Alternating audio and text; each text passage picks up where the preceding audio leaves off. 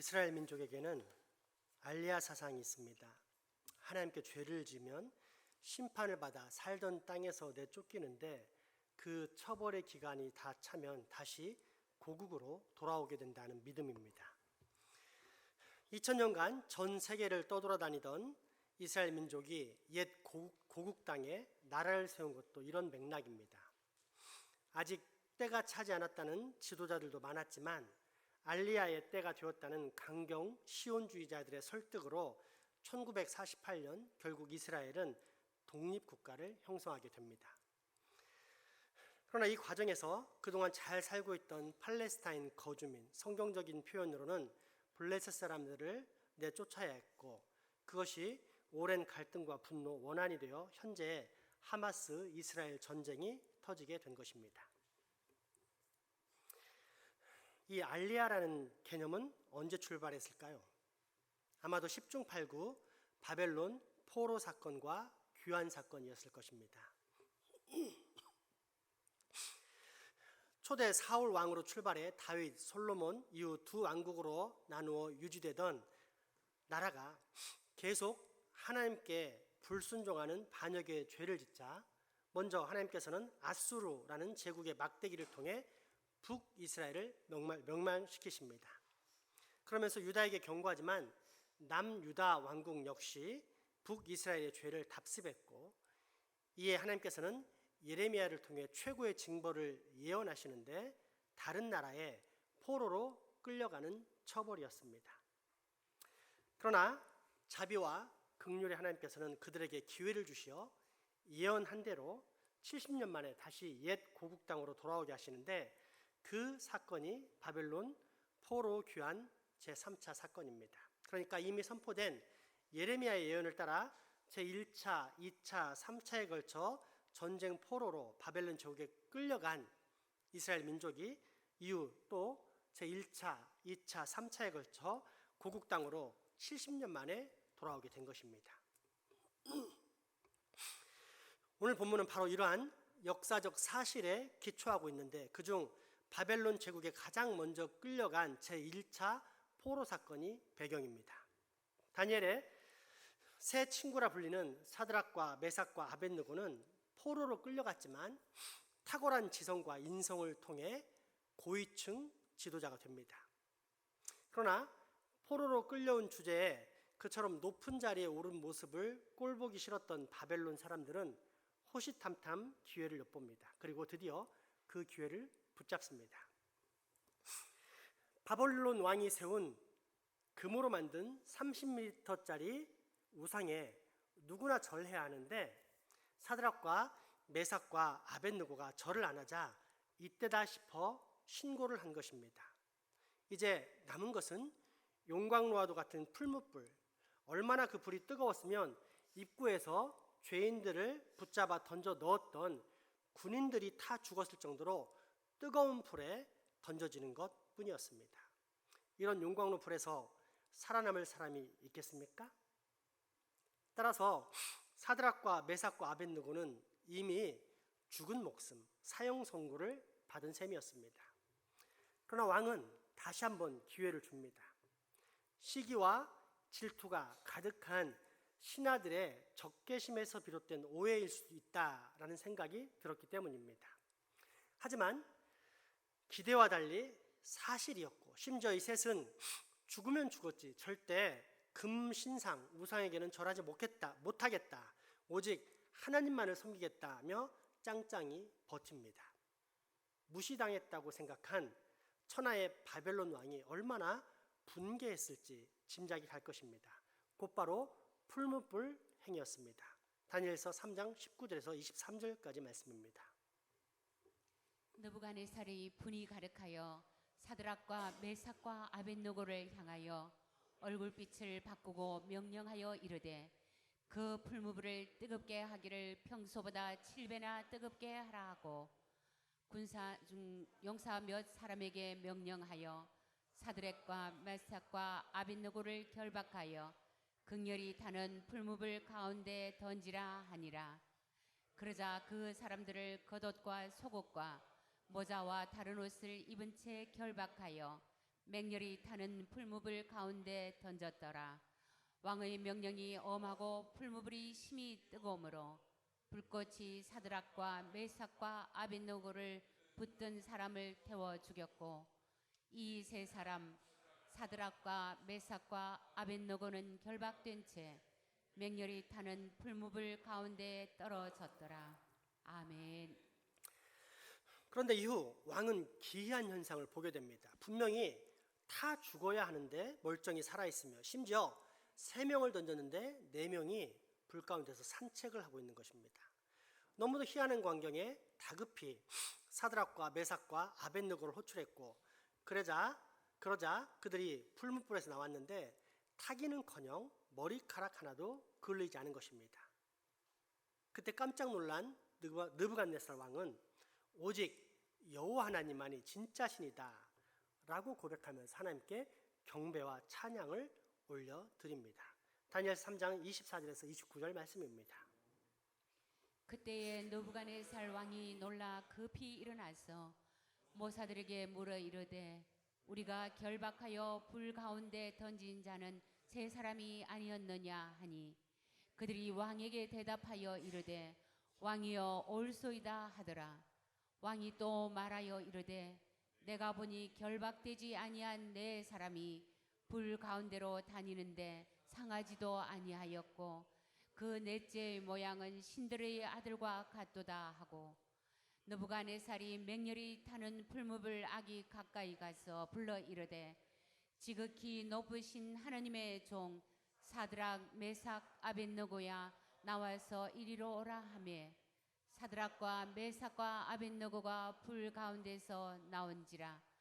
총독과 지사와 행정관과 왕의 모사들이 모여 이 사람들을 본즉 불이 능히 그들의 몸을 해하지 못하였고 머리털도 걸리지 아니하였고 겉옷빛도 변하지 아니하였고 불탄 냄새도 없었더라.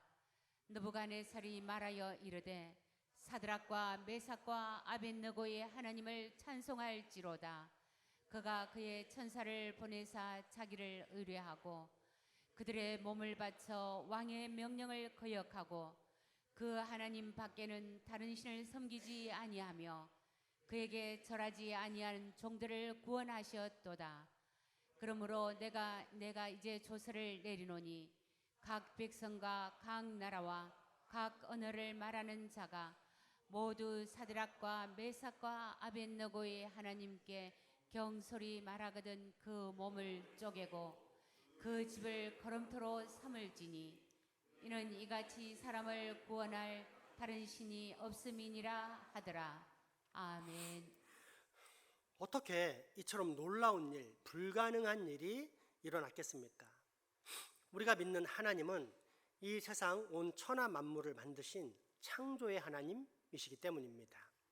한마디 말씀이면 온 세상 모든 만물의 생사화복을 결정하실 수 있는 능력의 하나님, 기적의 하나님이 우리 하나님입니다.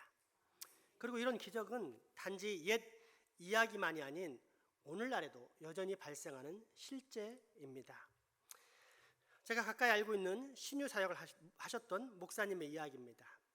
당신은 한창 젊어 목사님을 따라 사모로서의 역할을 감당할 때였습니다. 갑자기 교회 나온 지 얼마 안 된 새신자로부터 전화를 받습니다. 사모님 빨리 오세요. 급한 일이 생겼어요. 왜요? 집에 무슨 일 있어요? 아니요. 우리 집엔 아무 일도 없지만 우리 동네 아저씨 한 사람이 다 죽어가고 있어요. 사모님이 살려주셔야 할 것 같아요. 제가요? 제가 어떻게 살려요? 누가 사모님이 살려내래요? 사모님을 쓰시는 하나님께 기도해서 살려주시라는 것이지요. 교회 나온 지 얼마 되지 않은 새신자의 믿음이 대단하다는 감탄 속에 급히 문제의 집으로 달려갔는데 살인문에 들어서면서부터 환자가 정상이 아니라는 사실을 금세 알아차릴 수 있었습니다. 입에서 나오는 욕설이 차마 사람의 입에 담기 부끄러운 말들이었고 힘은 또 어찌나 센지 장정 서너 사람이 꽉 붙잡고 있어도 몇 번 용트림을 하면 다들 저 멀리 나가 떨어지곤 할 정도였습니다. 그러면 환자는 이때다 싶어 벌떡 일어나 밖으로 나가 온 사방을 뛰어다니고 그리고는 어느새 다시 집으로 돌아와 자기 부인에게 욕설을 퍼부어대며 추궁합니다. 어젯밤에 그놈하고 무슨 짓을 했냐? 저 천장에 감춰놓은 놈은 누구냐? 저 마루 밑에 숨겨놓은 놈은 또 어떤 놈이냐? 정신병원에서 한 달 이상 입원한 경력이 있었고 통원 치료 중이었으나 약 기운만 떨어지면 여지없이 발광을 했습니다. 그 모습을 본 후 사모님께서 아내 되는 분에게 묻습니다. 예수님이 이 집의 주인이 되시면 희망이 있습니다. 당신과 당신 가족 모두가 예수를 구주로 믿고 모시겠습니까? 예, 믿어야지요. 믿어야지가 아니라 지금 이 자리에서 즉시 믿음으로 예수님을 주인으로 모시겠느냐는 말입니다. 예, 믿겠습니다. 믿겠습니다. 제발 제 남편만 좀 고쳐주십시오. 고쳐주고 안 고쳐주고는 제가 결정하지 못합니다. 나는 다만 믿음으로 우리 주님께 기도할 뿐입니다. 이후 찬송을 몇 곡 부르고 말씀을 전하고 환자를 위하여 다 같이 합심 기도를 드렸습니다. 이때는 살을 애는 듯한 엄동설환이었는데도 얼마나 간절히 기도했는지 기도를 마치고 났을 때는 온몸이 땀으로 흠뻑 젖었습니다. 그런데 방안이 조용해졌습니다. 쉴 새 없이 욕설을 퍼부어대던 입술이 멈춰졌고 장정 서너 명이 붙들어도 결코 제어되지 않은 채 부들부들 떨던 환자의 육체도 잠잠해지면서 평안한 상태로 마치 아무 근심 걱정 없는 아기처럼 푹 잠에 빠져들었습니다. 얼마나 지났을까? 꽤 오랜 시간이 지난 후 깨어난 환자가 입을 엽니다. 휴, 이제 살았다. 하마터면 죽을 뻔했네.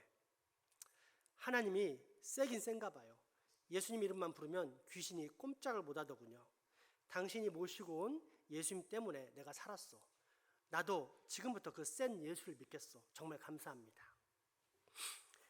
다시금 감사 인사를 하더니 자기가 아프게 된 연유를 풀어놓기 시작했습니다. 내용인즉슨 남의 집 머슴살이를 내서 몇 년 동안 제대로 먹지도 않고 입지도 않으면서 쌀 100여막 가만히 나올 정도의 논을 사게 되었는데 친형이 그 돈을 2배로 불려주겠다면서 가져가더니 노름판에서 몽땅 날려버린 것입니다. 그 소식에 이루 말할 수 없는 큰 충격을 받았고 귀신이 이때를 놓칠세라 그 남자의 몸에 쏙 들어오게 되면서 자기 부인까지 믿지 못하는 불신의 병에 사로잡혔다는 것입니다. 심지어 자기가 낳은 자식도 전부 사기꾼으로 보이고 모든 사람이 싫어지면서 누구를 보든지 죽이고 싶도록 미워졌다는 내용이었습니다. 그러나 예수 그리스도를 믿겠다고 고백하니 깨끗하게 고침받았을 뿐 아니라 그 가정의 모든 식구들도 예수님을 구주로 영접하는 놀라운 기적이 일어났습니다. 이후 일주일 동안 하나님 앞에 감사와 영광의 예배를 드렸고 그로 인해 이 가정은 온전히 회복되었습니다. 그때 사모님이 드린 기도입니다. 함께 읽어보겠습니다. 님, 당신의 사랑이 어찌 그리 크신지요.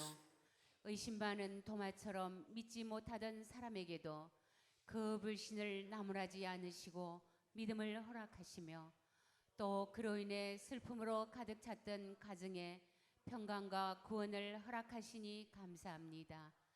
무엇보다도 복음의 씨앗이 심겨지게 하시니 그 은혜 정말 감사합니다. 살리시는 하나님, 꼭 이 가정을 영생으로 인도하여 주시옵소서. 예수님의 이름으로 기도합니다. 아멘. 대전에서 개척교회를 할 때였습니다. 한 젊은 아주머니가 4살짜리 아들을 데리고 찾아왔습니다.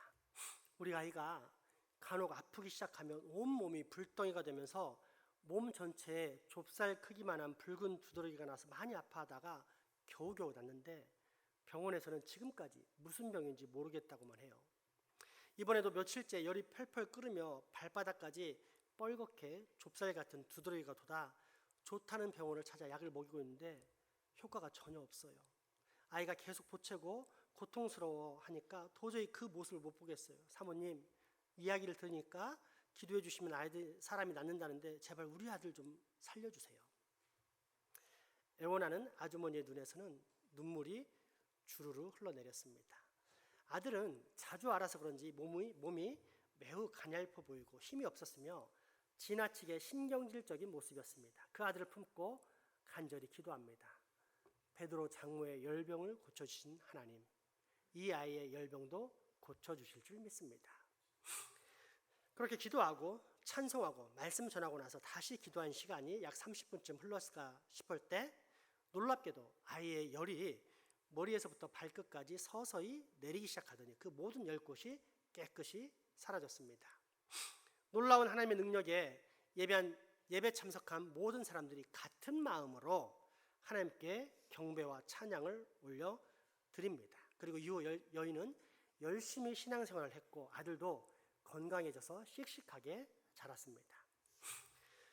아들의 치료로 인해 물론 엄마는 신앙생활에 열심을 냈을 뿐 아니라 교회 생활에도 충성을 다했는데 어느 순간 이 뜨거운 마음이 남편을 향한 구령의 열정으로 바뀌는 것을 느낍니다. 하지만 번번이 실패로 끝나자 여인은 견딜 수 없을 정도로 깊은 슬픔에 빠져듭니다. 남편은 법원에서 꽤 높은 지위에 있는 사람이었는데 그래서인지 자신이 쌓아온 현대 지식의 틀과 선입견을 쉽게 벗어던지지 못했습니다. 그런 교만한 남편의 핀잔을 받을 때면 다시는 전도하지 않으려 하다가도 구원받지 못해 영원히 사망당할 남편을 생각하면 너무도 안타깝고 불쌍해서 또다시 전도를 하지 않을 수 없었습니다. 여보, 우리 아들 보면 모르겠어요? 하나님이 살아계신 것을? 하나님을 손에 쥐어줘도 모르겠어요? 아들이 고침받은 것을 눈으로 보면서도 당신은 그게 안 믿어져요? 며칠 전부터 먹었던 약이 효과가 나서 치료된 건데 왜 당신은 기도해서 나왔다고 자꾸 우기는 거야? 하나님이 치료했다는 무슨 말도 안 되는 소리를 자꾸 하고 그래. 그런 쓸데없는 소리 하지 마. 과학의 도움으로 물질 문명이 고도로 발달한 2000년대가 눈앞에 있는데 당신은 왜 맨날 헛소리만 해? 이제 제발 정신 좀 차려. 그러던 어느 수요일 밤 예배가 거의 끝날 무렵 웬 젊은 아저씨 한 분이 잔뜩 겁먹은 표정으로 체육복 차림에 맨발로 뛰어서 헐레벌떡 교회를 찾아왔는데 그 아저씨 손에는 전에 기도받았던 4살짜리 아이의 조그만 손이 붙들려 있었습니다. 예전에 제 아들의 병을 고쳐주신 사모님 맞지요? 어서 우리 집에 좀 가주세요. 우리 집사람이 사경을 헤매고 있어요. 아니 왜요? 저도 잘 모르겠어요. 집에 퇴근하고 와서 몇 마디 말다툼을 했는데 갑자기 픽 쓰러지더니 몸에 열이 나면서 의식을 잃었다가 정신이 조금 돌아오면 횡설수설하고 하고 그러더니 또 쓰러졌어요. 도저히 산 사람 같지 않아요. 그러니 어서 가서 날 좀 도와주세요. 여기서 이렇게 지체할 시간이 없어요. 남편 목사님 그리고 집사님 몇 분과 함께 그 집에 가보니 여자는 불덩어리 같은 몸과 함께 실신 상태로 쓰러져 있었습니다.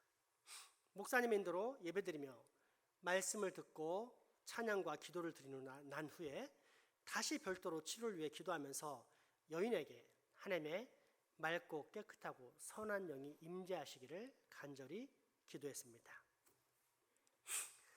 그런데 거짓말처럼 기도가 끝나자마자 여인이 눈을 뜨는가 싶더니 이렇게 말합니다. 아, 살았다. 하마터면 죽을 뻔했네. 역시 하나님밖에는 나를 살려주실 분이 없어. 그러더니 벌떡 일어나 목사님 무슨 차를 드시겠어요? 하고는 주방에 가서 물 주전자를 가스레인지에 얹어놓는 것입니다. 그 순간 곁에 있던 남편이 버럭 화를 내면서 벌떡 일어납니다. 뭐야 당신? 그래 남편 체면을 이렇게까지 손상시켜야만 직성이 풀리겠어? 신발도 제대로 신지 못하고 교회까지 달려가게 할 정도로 긴박한 상황을 만든 이유가 도대체 뭐야? 당신 지금까지 쇼하고 있었던 거지? 그렇게 현관문을 박차고 나가버렸고 집안의 전체 분위기는 싸늘해졌습니다. 그러나 차를 내온 여인은 아무렇지 않다는 듯 염려 말고 차 드세요. 자초지정을 말씀드릴게요. 라며 차분한 목소리로 말을 꺼냅니다. 퇴근하고 온 남편이 갑자기 시비를 거는 게 아니겠어요? 당신 이제 아들을 빌미로 예수 이야기 좀 그만해. 오늘부터 그런 이야기 계속하면 앞으로 좋지 않을 거야. 이러기에 저도 어이가 없어서 좋지 않으면 어쩔 건데요. 지금 하나님과 한번 싸워보겠다는 거예요? 라고 말대꾸를 하며 돌아섰는데 그만 그대로 푹 쓰러져 버린 거예요. 저는 남편이 나갔는지 들어왔는지 목사님과 교인들이 오셨는지도 모르고 있었어요. 그런데 예배를 드리는 소리가 희미하게 나는가 싶더니 어느 순간 하나님의 세미한 음성이 들리면서 이렇게 말씀하시는 것이에요. 염려 마라. 내가 너와 함께 있단다. 그 순간 목사님의 설교 말씀이 귀에 또박또박 들리지 않겠어요?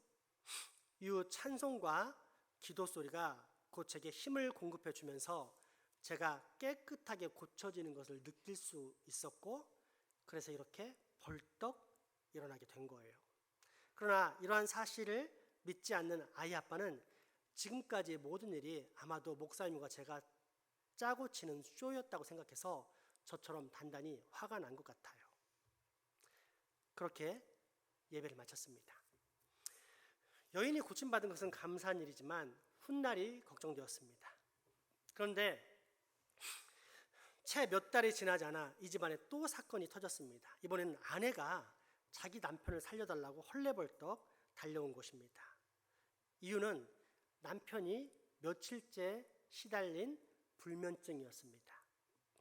약국에 가서 약을 사 먹었는데도 효과가 없었고 아파트 단지를 몇 바퀴씩 돌고 와도 안정이 안 될 뿐더러 오히려 머리는 점점 더 터질 듯이 아파서 미치겠다고 하더니 갑자기 아내에게 이렇게 말합니다. 여보, 일전에 당신 고친 사모님 좀 모시고 와서 나도 좀 고쳐주면 안 될까? 아니 왜요? 병원 가면 되지. 병원 약 먹어봤잖아. 안 되던데. 제발 좀 약 올리지 말고 좀 해줘. 그래서 기회는 이때다. 드디어 남편을 구원할 때가 왔다는 기쁜 마음으로 한 걸음에 달려온 것입니다. 다시 신방을 가서 찬송과 기도의 말씀으로 예배를 드리고 치유 기도를 드렸습니다. 함께 그 기도를 들어봅시다. 하나님 아버지, 이 아들이 하나님을 몇 번 만났으나 잘 깨닫지 못하기에 주님께서 깨닫게 해 주시려고 이처럼 본인에게 직접 고통을 허락하신 줄 믿습니다. 먼저 이 아들을 괴롭히는 육신의 병마를 물리쳐 주시고 또한 이 아들의 불신의 마음을 고쳐 주셔서 이 아들이 하나님의 살아계심을 꼭 믿게 하여 주시옵소서. 예수님의 이름으로 기도드리옵나이다. 아멘. 어떻게 되었겠습니까? 아들과 아내에게 나타나셨던 하나님은 결국 그 사람에게도 역사하셔 깨끗하게 고쳐주었습니다. 이후 신앙생활하다가 얼마 후 멀리 충남 공주로 이사를 가게 되었는데 거기서 예수님을 더 잘 믿는 신앙인이 되었다는 소식을 아내가 전해왔습니다. 그때 목사님 내부는 매우 기쁜 마음으로 하나님께 큰 감사와 영광을 올려드리지 않을 수 없었습니다. 어떻게 이런 일이 일어날까요? 하나님, 우리가 믿는 하나님은 온 천하 만물을 창조하시고 유지하시는 능력의 하나님이기 때문입니다. 뿐만 아니라 어제나 오늘이나 영원토록 동일하신 은혜와 사랑의 하나님, 그래서 찾고 구하는 자에게 이 능력과 은혜 주시기를 기뻐하시는 기적의 하나님이시기 때문입니다. 그러므로 여러분, 믿음을 가지십시오. 먼저 하나님의 말씀을 들으십시오. 그래서 말씀의 반석 위에 여러분을 세우십시오. 그리고 그 하나님께 존귀와 영광, 찬양과 경배를 올려드리십시오. 여호와 하나님만이 상천하지의 유일한 신이심을 고백하십시오.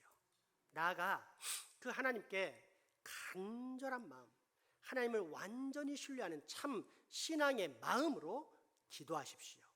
그러면 하나님께서는 우리에게 꼭 필요한 은혜와 능력, 우리에게 꼭 필요한 선물, 즉 우리 인생에 꼭 필요한 기적을 반드시 베풀어 주실 것입니다.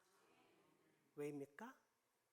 우리가 믿는 하나님은 말 못하고 보지 못하고 숨쉬지 못하고 듣지 못하는 우상이 아니라 살아 역사하시는 능력과 기적의 하나님이시기 때문입니다. 기도합시다. 능력과 기적의 하나님, 오늘 우리로 살아 역사하시는 하나님을 다시금 발견하게 해주시니 감사합니다.